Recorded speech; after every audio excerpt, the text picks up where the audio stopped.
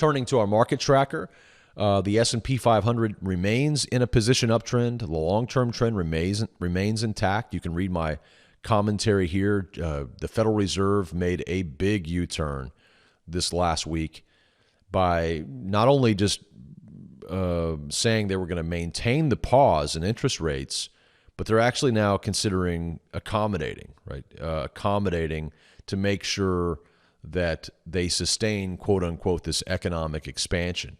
So you remember at the last year, the Fed was threatening they were going to raise interest rates twice in 2019, right? The market had a temper tantrum in December, and then the Fed said, okay, well, we won't raise interest rates right now. We're going to put them on pause. Well, that was enough to send the market back higher. But then the market melted down again just recently. And then the Fed said, well, we're going to do what? Well, we're going to be more accommodative. So there is a growing belief that we're going to see a cut in interest rates either at the June FOMC meeting, that's going to be June 18th and 19th, or at the July meeting. And if you look at the actual futures market, about 20% chance traders are expecting a rate cut this June, this month. So if there's not a rate cut this month, I wouldn't expect the market to fall apart.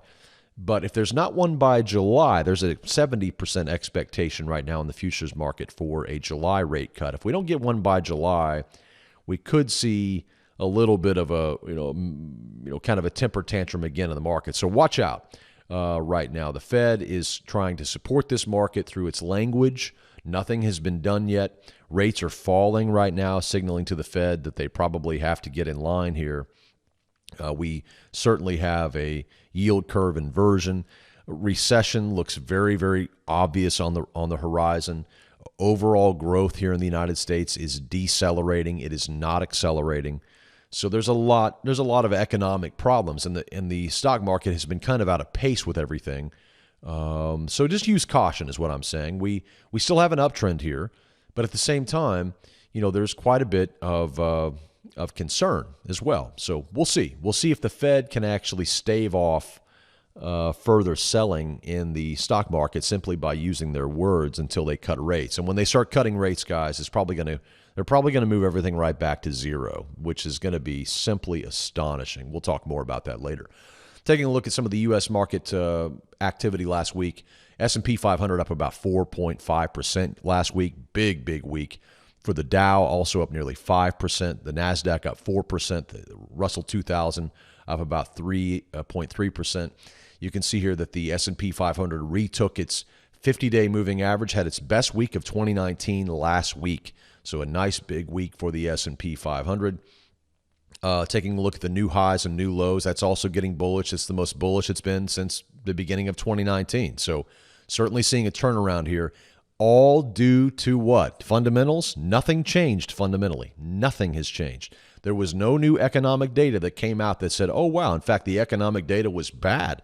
We had one of the worst job prints we've had all year long just last Friday. So what's driving this market higher? The Fed. The Federal Reserve's mouth, right? As they open their mouth and say, we think we're probably going to, without saying it directly, we're probably going to lower rates is what they're kind of saying in essence. And that's enough to drive the market higher. There's all kinds of things you could talk about with that. Taking a look at the S&P 500 here, we really are range bound. We've been talking about this for some time. I mean, look at this. If you go back right now, if you take a look right where we are right here, and then you just go back all the way to the beginning of 2018, you'll find out we have gone absolutely, positively nowhere. This S&P 500 has gone nowhere since the very beginning of 2018. Oh, yeah, I know we came up here, but we also came down here. So it's just been really range bound. So until we really take out that 3,000 level on the S&P 500, we're just treading water, no matter what it looks like. Now, it's good for traders. All this action is great for traders, but for longer-term investors in the S&P 500, it's just flat. It really is. But you can see here the S&P 500 surging, but back to January 2018 levels. So we are range-bound. The Dow posting its best weekly performance since November. Another big rally there, watching 24,500 key support there. Got overhead resistance still looming on the Dow. The NASDAQ also taking off, retook its 200-day moving average. It's holding that key support at 76.40. We jumped back into our long trade on NASDAQ this week. We got stopped out of our short at the very beginning of this week, or I guess last week. We were in a couple of short positions. One was SQQQ. We got stopped out of that with about a 20% gain.